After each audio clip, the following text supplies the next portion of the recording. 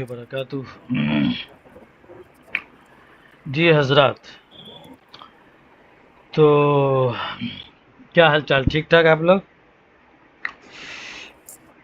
जी अल्हम्दुलिल्लाह। आप खैरियत से? जी अल्लाह का शुक्र, मैं भी ठीक ठाक। चलिए, तो आज जो मैंने आपको 5 फ्रेजेस, मतलब फ्रेज तो एक ही था, उसके ऊपर 5 सेंटेंसेस थे। उसका नाम था it's no use. It's no use. जी तो ये बहुत ही कॉमन यूज है कि इट्स नो यूज यानी इसका कोई फायदा नहीं है ना। इट्स ऐसा भी आता है, there is no use over split milk. दूध के गिर जाने का कोई फायदा नहीं। इसका ये भी एक मुहावरा है, यानी अब क्या होगा जब चिड़िया चुग गई खेत, क्या वो मुहावरा है? हाँ, तो वही है। ठीक है, तो ये जगह याद करके आप लोग, सब लोग। हाँ जी सर। जी जी, चलिए अबुल कासिम साहब, पहले आप बताइए कि अब इससे बात करने का कोई फायदा नहीं है। अब इससे बात करने का कोई फायदा नहीं। जी it's no use talking to him now. हाँ, it's no use talking to him now. सच छुपाने का कोई फायदा नहीं है। It's no use hiding the truth. हाँ, it's no use hiding the truth. छोटे मसाइल पर रोने का कोई फायदा नहीं है। It's no use crying crying over small problems. हाँ, it's no use crying over small problems. और एक और आता है, अब पछतावे क्या हो जब चिड़िया चुग गई खेत। इट्स नो यूज या there is no use of crying over spilled milk. दूध के बिखर जाने पर रोने का कोई फायदा नहीं है। तो वही यानी मतलब वही हुआ कि अब अब पछतावे क्या हो जब चिड़िया चुग गई खेत, यानी जो नुकसान हो गया अब उसका कुछ नहीं हो सकता। जी अबीदा बानो, याद करके आई आप? जी सर। जी, उसका जहन बदलने की कोशिश करने का कोई फायदा नहीं है। It is not use trying to change change his his mind, हाँ, it is no use trying to change his mind. Mind. इन लोगों का इंतजार करने का कोई फायदा नहीं है जो कभी परवाह नहीं करते। It it no use waiting for people how never care. Who never care. It's no use waiting for people who never care. ठीक है जी। अपना अपना वॉइस बंद कर लीजिए जी। और कौन याद करके आए?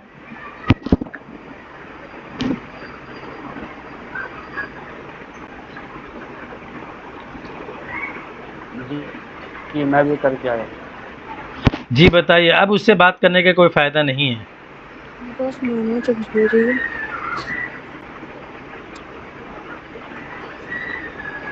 बताइए साकिब आलम, सिर्फ साकिब आलम ही का माइक कैमरा खुला हुआ है। भाई सब लोग कैमरा खोले अपना अपना। जी जी, अब उससे बात करने का कोई फायदा नहीं है। It's no use talking to him now. हाँ, it's no use talking to him now. सच छुपाने का कोई फायदा नहीं है।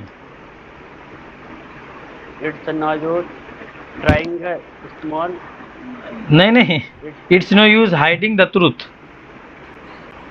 हाँ, इट्स नो छोटे hiding the use truth. Hiding the truth. छोटे मसाइल पर रोने का कोई फायदा नहीं है। It's no use problem. हाँ, इम्तियाज आप बताएंगे, इसका जहन बदलने की कोशिश करने का कोई फायदा नहीं है। It's no use trying to change his mind. It's no use trying to change his mind. जी मोहम्मद अजद, आप बताइए, उन लोगों का इंतजार करने का कोई फायदा नहीं जो कभी परवाह नहीं करते। It's no use waiting for people who never care. Who never care, हाँ। आप बताइए, और कौन है?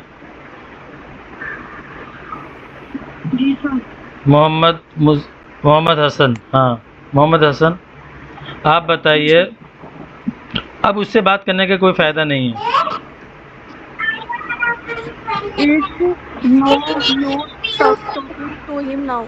हाँ, it's no use talking to him now. सच छुपाने का कोई फायदा नहीं है। Hiding the truth. आप बताइए मुजना खान, उसका जहन बदलने की कोशिश करने का कोई फायदा नहीं है।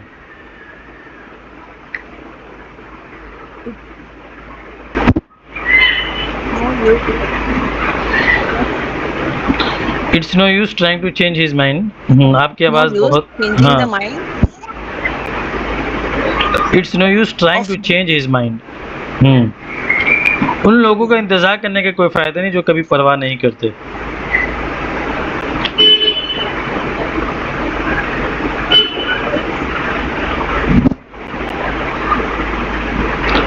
It's no use waiting for people who never care. हाँ, मुफीद आलम आप बताइए, अब उससे बात करने का कोई फायदा नहीं है। It's no use talking to him now. हाँ, सच छुपाने का कोई फायदा नहीं है। It's no use hiding the truth. हाँ, hiding the truth. छोटे मसाइल पर रोने का कोई फायदा नहीं है। It's no use crying over small problems. हाँ, उसका जहन बदलने की कोशिश करने का कोई फायदा नहीं है। It's no use trying to change his mind. अब उन लोगों का इंतजार करने का कोई फायदा नहीं जो कि कभी परवाह नहीं करते। It's no use waiting for people who never care. हाँ, who never care। चलिए ठीक है भाई, तो ये आज का जो वर्ड था बहुत इंपॉर्टेंट है ये भी, इट्स नो यूज़। तो आप लोग बहुत सारी जगह इसको ऐसे ही बोल सकते हैं, देयर इज़ नो यूज़ और इट्स नो यूज़, है ना। एग्ज़ाम अब आ गया, अब पढ़ने का कोई फ़ायदा नहीं, there is no use reading any more. लेकिन मतलब पढ़ने का फ़ायदा, मैं ऐसी सेंटेंस बता रहा हूँ। चलिए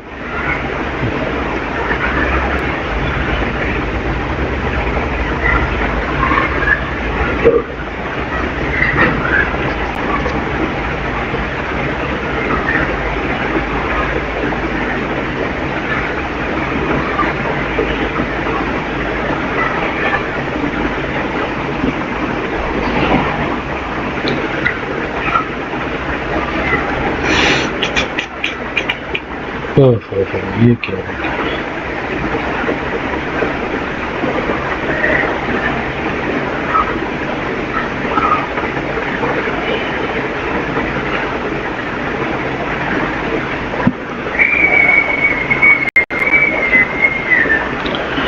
जी, तो यहाँ तक हो गया था ना।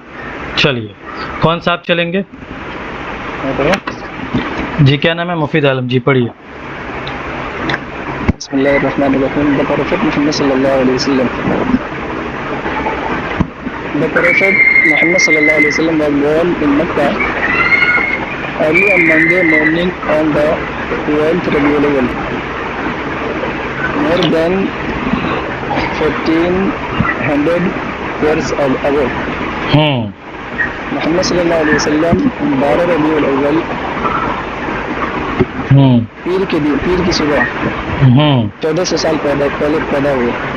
हाँ जी, सही। मोहम्मद सल्लल्लाहु अलैहि वसल्लम पैदा हुए मक्का में early on a Monday morning, Monday के दिन सुबह सुबह, ठीक है, 12 रबीउल अव्वल को, 1400 साल से थोड़ा पहले, है ना, 1400 साल से मोर देन यानी उससे ज़्यादा, यानी थोड़ा पहले। तो मोहम्मद सल्लल्लाहु अलैहि वसल्लम तकरीबन 1400 साल, ऐसा भी तर्जमा कर सकते हैं, जब थोड़ा पहले मतलब तकरीबन कर सकते हैं। तो तकरीबन 1400 साल पहले 12 रबीउल अव्वल को मंडे के दिन सुबह सुबह मक्का में पैदा हुए। समझ के बाकी सब लोग? जी। तो ये जो बोर्न है, बोर्न माने पैदा, असल में पैदा इसका मतलब होता है असल में पैदा करना, लेकिन ये पैसिव वॉइस में होता है पैदा होना। तो अगर आपको कहना कि मैं सन 2000 में पैदा हुआ, तो आई वॉज बोर्न इन 2000, मैं 2001 में पैदा हुआ। आई वॉज बोर्न इन 2001, ठीक है। Born in Mecca early on Monday 12 रबीउल अव्वल, मोर देन उससे थोड़ा ज़्यादा, यानी तकरीबन यहाँ कह सकते हैं 1400, तो इसको 1400 ईयर्स अगो भी कह सकते हैं और 1400 ईयर्स अगो भी बोल सकते हैं। It was in the year 571 है, ठीक है, क्रिश्चियन एरा। अच्छा ये तो बाकी है अभी जी, चलिए। It was in the year 571 of the Christian era. ये ज़माना 531 ईस्वी का था। हाँ बहुत सही, ये बात है, ये ज़माना था सन 571 ईस्वी, सन 571 ईस्वी का, यानी इट वॉज, ये बात थी या ये ज़माना था सन 571 क्रिश्चियन एरा, यानी ईस्वी तारीख, ईस्वी ज़माना यानी ईस्वी कैलेंडर। तो देखो एरा मतलब होता है ज़माना, ये एरा है, ईरा नहीं है, क्या है ये, एरा, मजहूल पढ़ेंगे, और क्रिश्चियन माने ईस्वी तारीख, और तो क्रिश्चियन एरा, ठीक है। चलिए ठीक है, आगे चलिए। That year was called आम अलफील और हाँ, और द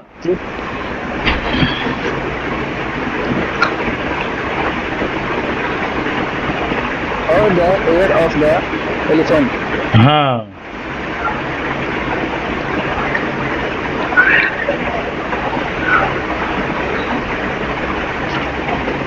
उस साल को आम अलफील या हाथी का साल कहा जाता है। हाँ, उस साल को कहा जाता है आमुल फील या हाथी वाला साल। तो आमुल फील और हाथी वाला साल दोनों का एक ही मतलब हुआ जी। At the time उस वक्त,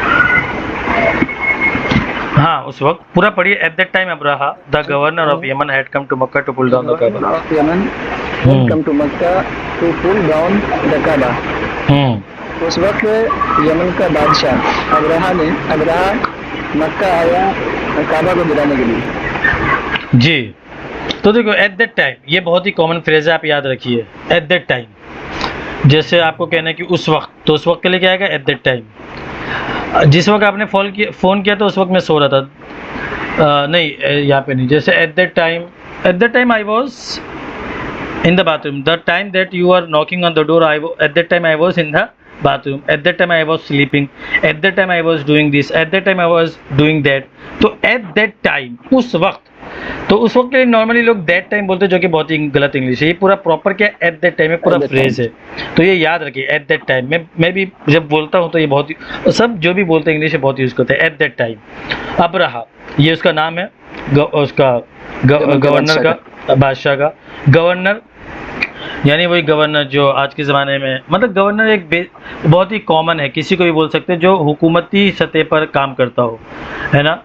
सबका अलग अलग नाम होता है आजकल, CM PM कॉर्पोरेटर और ये सब नाम है, और इसी तरह प्रधान, ये सब। तो गवर्नर एक बहुत ही कॉमन है।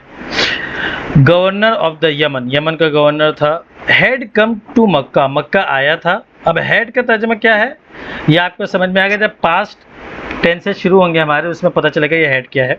यहाँ पे इसका आप तर्जुमा कर सकते हैं सिर्फ था, लेकिन इसके ऊपर ध्यान मत दीजिए इतना। हैड कम यानी आया था, टू मक्का, मक्का में। टू पुल डाउन, देखो पुल मतलब होता है असल में पुल, ये उर्दू वाला पुल नहीं है। उर्दू वाला पुल तो मतलब वो ब्रिज, ये पुल, हाँ ये पुल मतलब होता है खींचना। और एक होता है पुश, जब आप दरवाजे पे देखते होंगे कहीं ऑफिस में जाते होंगे तो पुल या पुश लिखा रहता होगा। पुल मतलब खींच के खोलना और पुश मतलब धक्का दे के खोलना।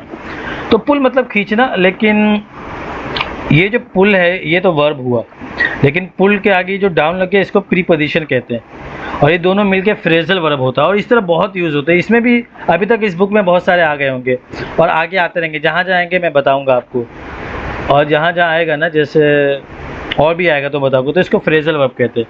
तो जब फ्रेजल वर्ब होता है ना तो मीनिंग पूरा चेंज हो जाता है। तो अब ये थोड़ा मिलता जुलता है, जैसे पुल मतलब खींचना, तो पुल डाउन मतलब नीचे की तरफ खींचना, मतलब गिराना।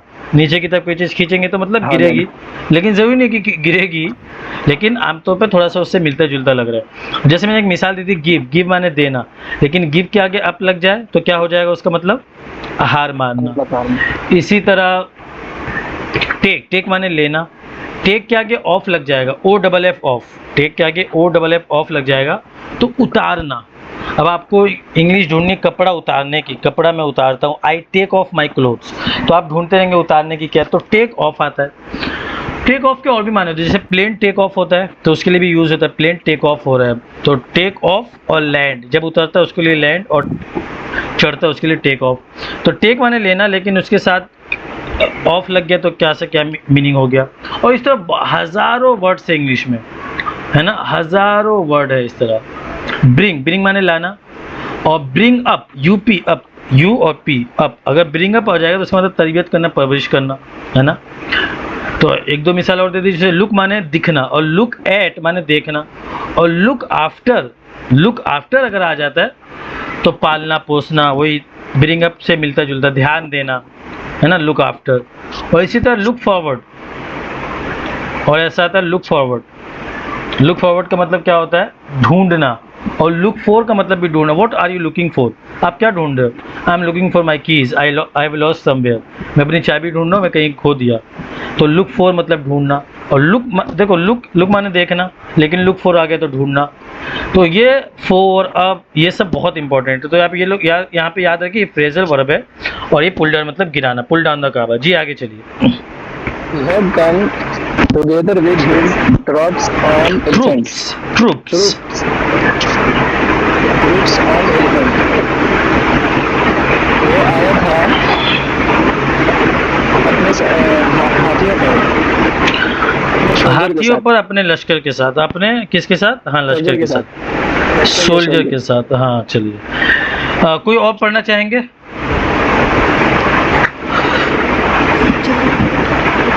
About several dogs हम्म अल्लाह ने भेजा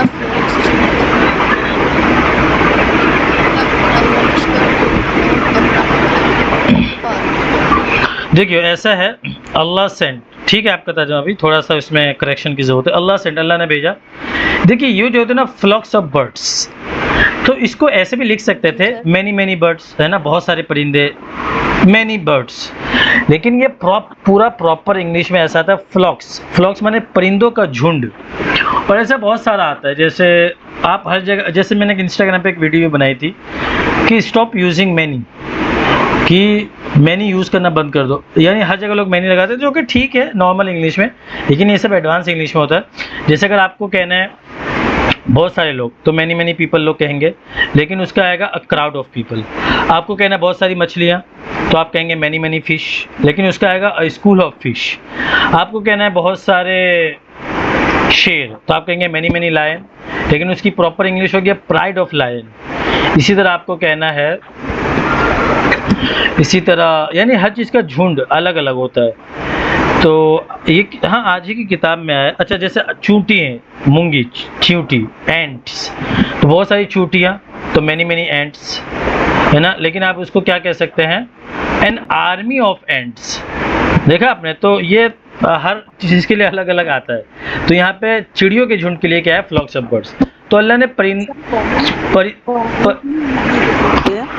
क्या हुआ, हाँ कॉलोनी ऑफ एंट्स भी आता है, सही कहा आपने, ये भी आता है, और आर्मी भी आता है, आर्मी ऑफ एंट्स भी आता है, कॉलोनी ऑफ एंट्स भी आता है, हाँ वो भी आता है। और भी इस तरह बहुत सारे, जैसे ना, जैसे अब चाबियों का गुच्छा तो मैनी कीज, लेकिन बंच ऑफ कीज आएगा, है ना। और इस तरह बहुत सारी होता है, लेकिन लोग मैनी बोलते हैं तो गलत नहीं होगा, लेकिन ये एडवांस इंग्लिश मानी जाती है। अल्लाह सेंट फ्लॉक्स ऑफ बर्ड्स, परिंदों के झुंड को भेजा, टू फ्लाई, तो जो उड़ रहे थे या उड़ने के लिए, ओवर द ट्रूप्स, लश्करों के ऊपर, ऑफ अब्राहा के लश्कर के ऊपर। तो कैसे तर्जुमा होगा, अल्लाह ने परिंदों के झुंड को भेजा जो उड़ रहे थे। ऐसे में टू लग गया यहाँ पर, इसकी वजह से ये फर्स्ट फॉर्म है, लेकिन इसका तर्जुमा ये क्योंकि सेंट है उससे मिलता जुलता होगा। तो अल्लाह ने परिंदों के झुंड को भेजा जो उड़ रहे थे अब्राहा के लश्कर के ऊपर। जी चलिए, कौन थे, मोहम्मद हसन जी। देखिए ये जो ए है, ये जो ए है बीच में जहाँ पे भी आता है वो अ पढ़ा जाता है, अ, ठीक है, सब लोग सुने, उसको क्या पढ़ा जाता है, बीच में आता है तो अ। लेकिन ए भी होता है, ये अगेन फ़र्क है ब्रिटिश और अमेरिकन इंग्लिश का, लेकिन ज़्यादातर आ पढ़ा जाता है, तो इसको आप आ ही पढ़िए, ठीक है। Each bird carried a pebble of clay. जी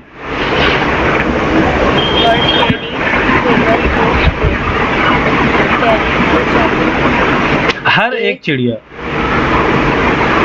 चिड़िया ले नहीं नहीं, each bird carried a pebble of clay, हर परिंदा या हर चिड़िया भी कह सकती हैं, हर परिंदा उठाए हुए था अ पेबल ऑफ क्ले, यानी कंकरी, पेबल ऑफ क्ले दोनों को मिला के आप कंकरी कह सकती हैं।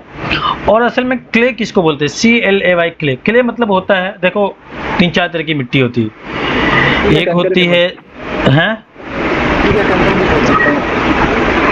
क्या बोल सकते हैं? तो एक होता है क्ले, CLAY, एक होता है मड, कीचड़ वाली मिट्टी। क्ले जो कीचड़ थोड़ा सूख जाता है, खनखनाती हुई, उसको जब इंसान जो पैदा हुआ तो साउंडिंग क्ले, जब आप कुरान में तर्जुमा पढ़ेंगे उसका तो उसमें आएगा साउंडिंग क्ले, साउंड मतलब आवाज़, तो साउंडिंग आवाज़ करने वाली मिट्टी से इंसान पैदा किया गया। खलक़ल इंसान मिन सलसालिन कल फ़ख़्ख़ार, तो सलसाल का तर्जुमा साउंडिंग क्ले होता है। शायद हो सकता है मैं गलती कर रहा हूँ, लेकिन कहीं तो मैंने पढ़ा है, हो सकता है वहीं पर हो। तो और पेबल किसको बोलते हैं? जो समंदर के, पेबल किसको बोलते हैं? वो जो समंदर के पास जो रंग बिरंग पत्थर होते हैं, तो उसको, तो यानी उसी, तो ये पेबल ऑफ क्ले दोनों को मिला के कंकर, एक तरह का ये एक टाइप का पत्थर जिससे इंसान, जो अल्लाह ने खास तौर पे बनाए इन लोगों के ऊपर गिराने के लिए। तो ये हर एक परिंदा उठाए हुए था कंकरी, आप सीधा तर्जुमा कर दे जी। लेकिन वो खास तौर पे एक खास किस्म की कंकरी थी, ठीक है जी। अच्छा एक मिनट, हाँ एक मिनट, आपको हाँ ये ज़्यादा डिस्टर्ब कर रहा है आपको मैं। कैरी, तो कैरी जो है CARRY, कैरी माने उठाना, है ना। तो ये कैरीड क्या है? ये सेकंड फॉर्म है, पास्ट यानी माजी। तो कैरी माने उठाना, कोई भी चीज़ को उठाने के लिए कैरी आता है, ठीक है। चलिए आगे।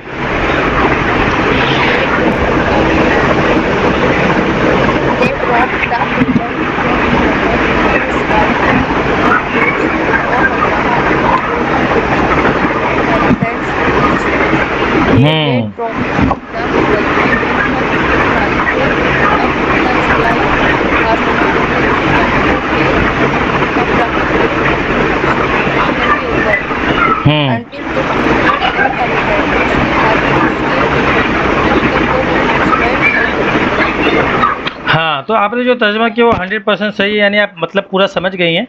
लेकिन बस ये जो है अब देखिए पूरा प्रॉपर तर्जुमा कैसे हो गया, यानी आप मफ़हूम समझ गई।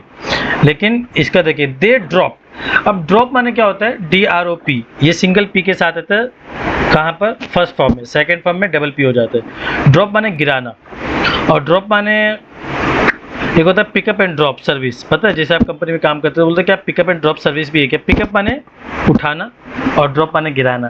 तो किसी को क्या बोलते हैं, लेकर कहीं जाना, उसके लिए पिकअप आता है, और कहीं छोड़ देना उसको ड्रॉप आता है।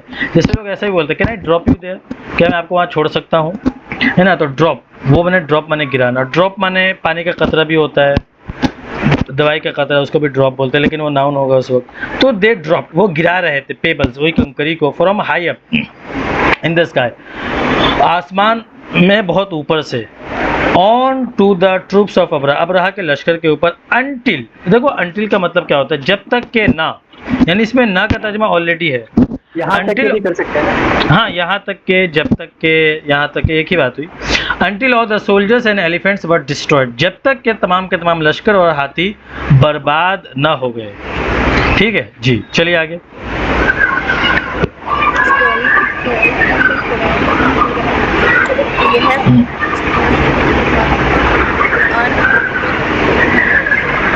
जी, अलफील में है या अलफील में बताई गई है? अगर हूबहू तर्जुमा करें तो बयान की गई है, दोनों बार ठीक है। ठीक है, तो इसमें जो वर्ड्स है आप लोग पहले 10 बार इसको पढ़ें, हो सके तो मुँह ज़बानी याद करने की कोशिश करें। तो आप लोग ये कहानी किसी को सुना भी सकते हैं। सुना सकते हैं का मतलब इन द सेंस ये नहीं कि किसी को सुनाना ही है, आप लोग इस काबिल हो कि आप बोल पाएँ, है ना। ये इंपॉर्टेंट है, ये इंपॉर्टेंट है कि आप बोल पाए, चाहे कोई सुनने वाला हो या ना हो, अलग बात है। तो ये आप याद करें। अच्छा है, इसमें बहुत सारे वर्ड्स है, जैसे ये सब आप वर्ड पुल डाउन हो गया, ये सब याद करके रखें। पेबल हो गया, क्ले हो गया, ड्रॉप हो गया, सोल्जर्स हो गया, डिस्ट्रॉय बहुत ही कॉमन वर्ड है, ये सब फ्लॉक्स ऑफ बर्ड्स हो गया ना। चलिए तो ये है activity, match the following.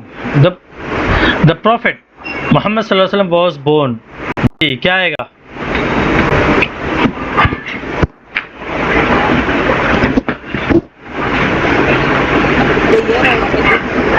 On the On the on the 12th Rabiul Awwal. जी। Aamul Fil means Abraha came to मक्का।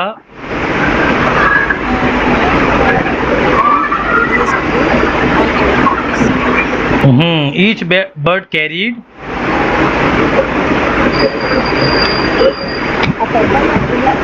हाँ, a pebble in its beak. देखो एक और नया वर्ड आपको इसी बहाने बता दिए, बीक। बीक माने चोंच, बीक माने चोंच, जो परिंदों की चोंच होती है। जी। The birds drop the pebbles.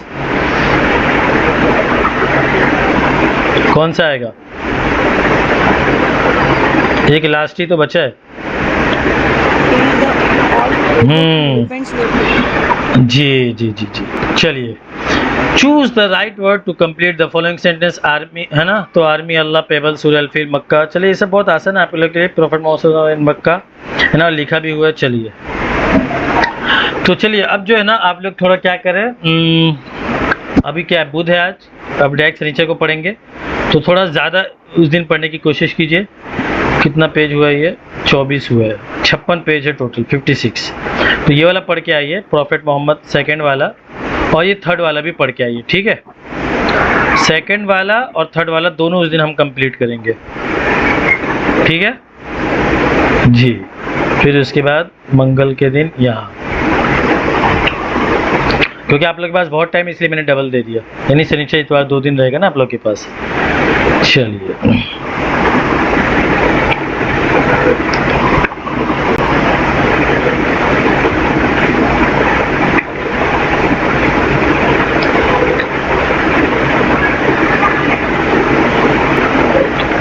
Ji. Migraine किसको कहते हैं हजरात किराम? नहीं, ये क्या खोल दिया? हाँ, माइग्रेन किसको कहते हैं? हाँ, सर के कोने में दर्द, एक तरह की बीमारी होती है। जी। कहाँ गया ये? अच्छा, डाउनलोड्स में क्या? और क्या था?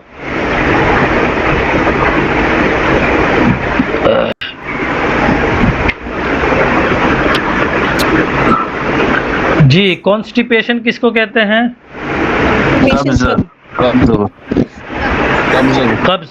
कब्ज को कहते हैं ना। जी। चलिए, ये डॉक्टर साहब हैं, उनको पता होगा। आप बीओएमएस के डॉक्टर हैं? बीओएमएस डॉक्टर हैं आप, मुसब्बी साहब? जी सर। माशाल्लाह, बहुत अच्छी बात है। कहाँ हैं आप? कहाँ आपकी क्लिनिक है? ये हरवा चौक बिहार में है सर। अच्छा, बिहार में। बिहार में कहाँ पे हैं आप? कौन सी जगह से? अररिया डिस्ट्रिक्ट। अच्छा, हरवा चौक जो बिहार। अच्छा, अररिया डिस्ट्रिक्ट से। अच्छा अच्छा अच्छा। चलिए, हम लोग के यहाँ से काफ़ी दूर है शायद वो। मैं दरभंगा से हूँ, जहाँ से आप हैं। हाँ हाँ हाँ, दरभंगा में स्टेशन से है 25 किलोमीटर। नाम है रतनपुरा। रतनपुरा, सरैया रतनपुरा भी बोलते हैं, रतनपुरा भी बोलते हैं। जी जी। अर्थराइटिस क्या कह रहे हैं? हाँ, वहाँ से भी करीब है, यहाँ से भी करीब है। हाँ, सही सही सही सही। जी जी जी जी। हजरत वालाओं, अर्थराइटिस किसको कहते हैं? जोड़ों में दर्द। हाँ, जोड़ों का दर्द। जी। और कहाँ गया? चलिए, बाकी सब थोड़ा बहुत तो इसी, मतलब ठीक है, आप लोग को याद होगा। चलिए आगे देखते हैं। 6th डे में हेडेक। हेडेक माने ये देखिए, ये जो मेरा कर्सर दिख रहा है ACHE, एक, इसको क्या बोलते हैं? एक। एक माने दर्द। अभी जहाँ पे भी लगाएंगे वहाँ पे आ जाएगा। हेडेक सर दर्द, स्टमक एक पेट दर्द, टूथ एक दांत दर्द, है ना। अच्छा, तो एक और पेन में थोड़ा फर्क है, हर चीज़ में थोड़ा थोड़ा फर्क रहता है। अब ये पेन तो ऐसा नहीं कि हेड या स्टमक पेन स्टमक एक होता है, ये प्रॉपर इंग्लिश होती है, बोलने को तो लोग क्या भी बोल देते हैं, अलग बात है वो। तो यहाँ पे बैक यानी कमर की दर्द के साथ बैक पेन आएगा, बॉडी पेन आएगा। तो हेडेक, स्टमक एक, सही से तलफ्फुज़ सुनिए, हेडेक, स्टमक एक, टूथ एक, back pain.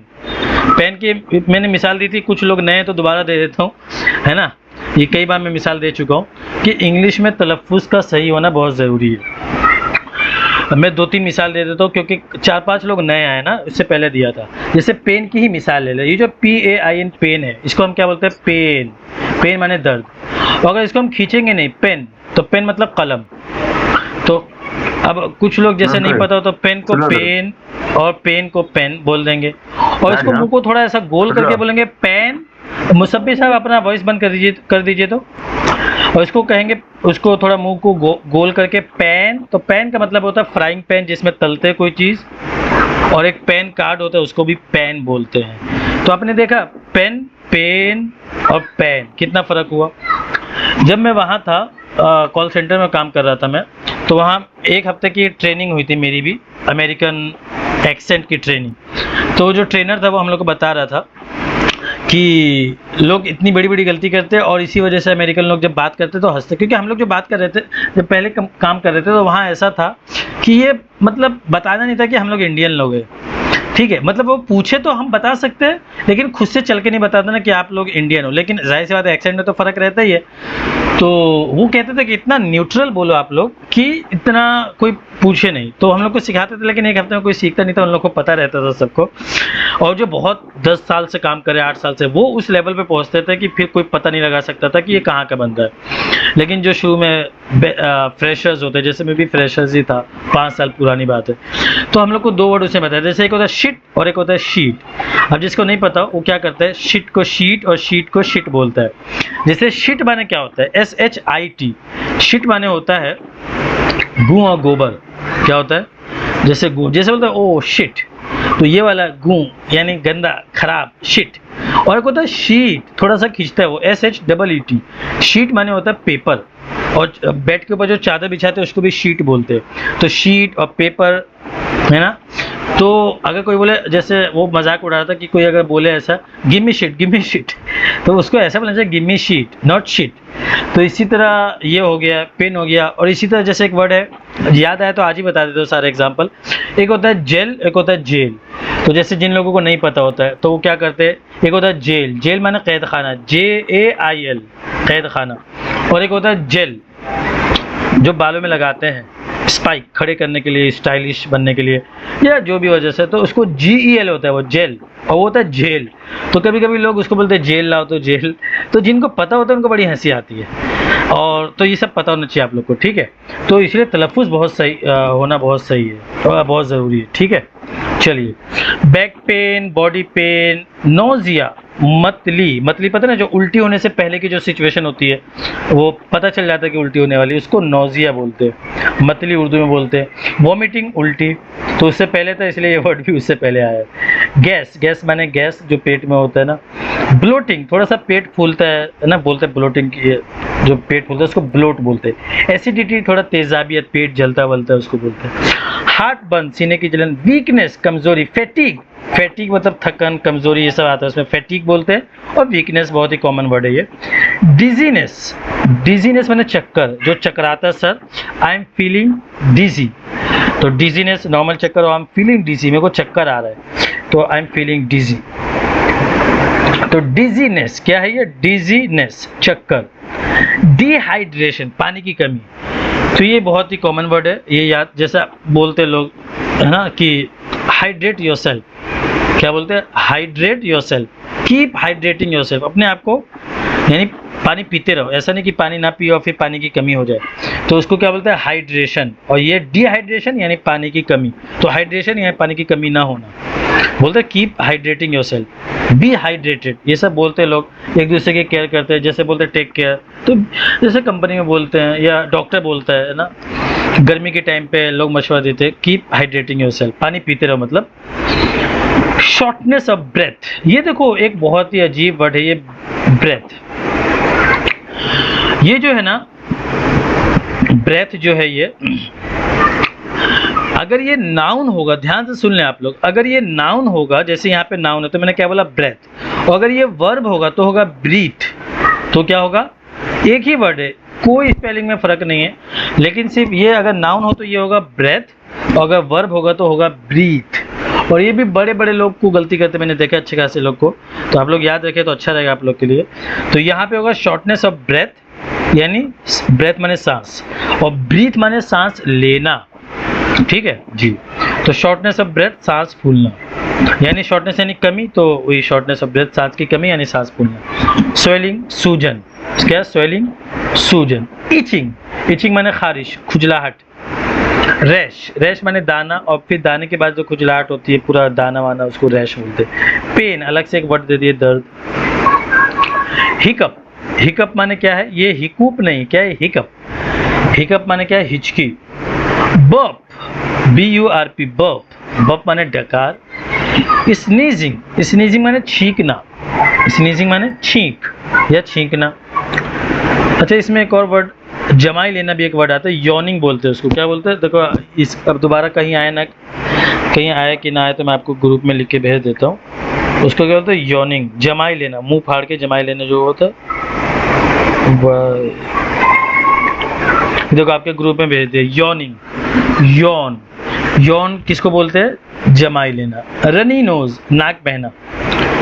Sore throat, throat माने गला, सोर मतलब क्या बोलते हैं उसको, खराश, यानी गले की खराश। ठीक है, चलिए, तो ये सब याद कर लेना आप लोग, बहुत इंपॉर्टेंट वर्ड है ये सब, आप लोग ढूंढते रहेंगे। हिकअप को क्या हिचकी को क्या बोलते हैं, डकार को क्या बोलते हैं, छींकने को क्या बोलते हैं, जमाई लेने को क्या बोलते हैं, खुजलाहट को क्या बोलते हैं, सूजन, है ना, बहुत इंपॉर्टेंट वर्ड सब ये सब। Fatigue, gas, vomiting, headache, stomach एक, टूथ एक। ठीक है, चलिए, उसके बाद क्या है, ड्रेसेस।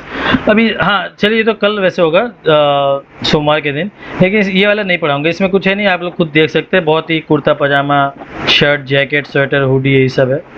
ठीक है, ये सब भी वही है, पजामा, अबाया, बुर्का, हिजाब, है ना। फिर यहाँ से इंशाल्लाह 9th डे से होगा रिलेशनशिप के नाम। हाँ चलिए, अच्छा, तो अभी एक दिन और मैं देता हूँ ग्रामर के लिए, वो जो पूरा parts of speech art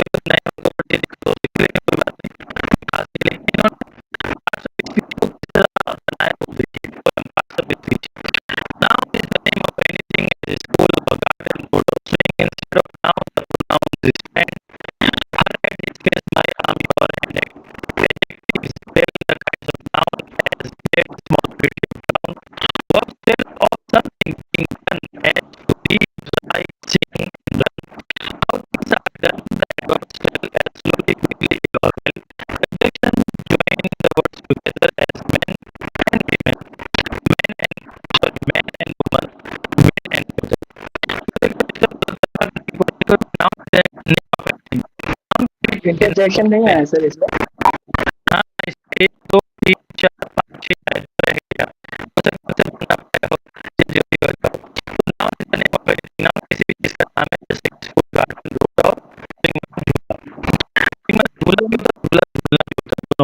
sir women की स्पेलिंग जो है WOMAN, WOMEN क्या आता है क्या?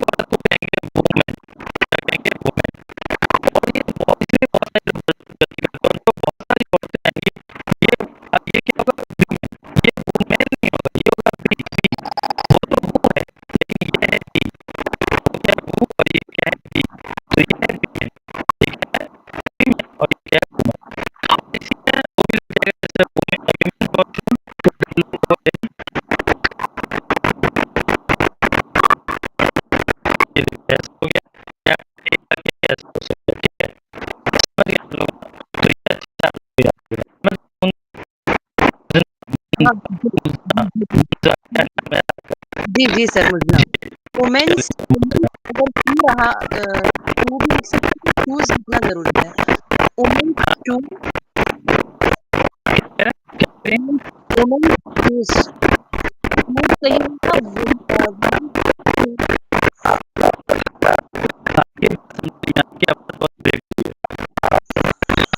अभी अभी जो आपने बताया है ना, वुमेन्स वुमेन्स वॉशरूम,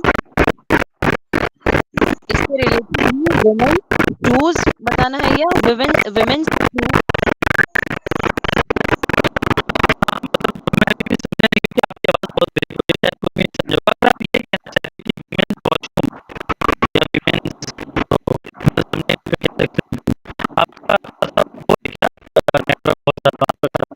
हाँ हाँ जी जी, वुमेन WOMENS जो आप बताए उसके साथ SHOES शूज आएगा या SHOE आएगा? वुमेन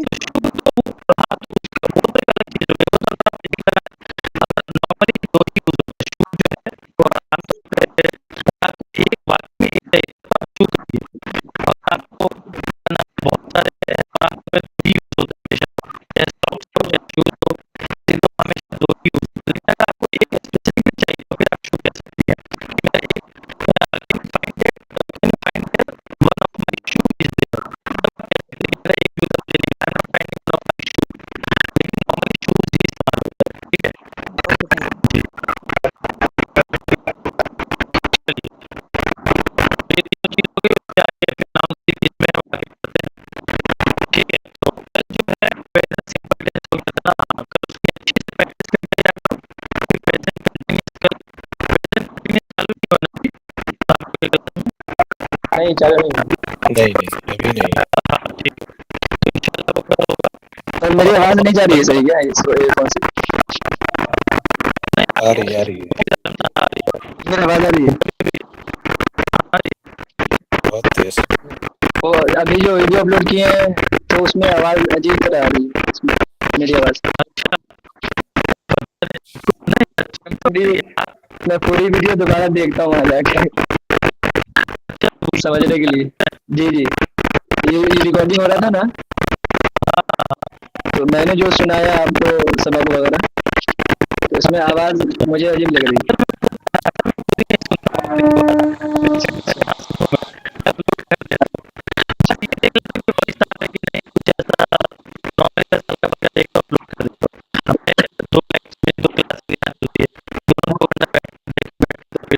जी जी बहुत टाइम जाएगा।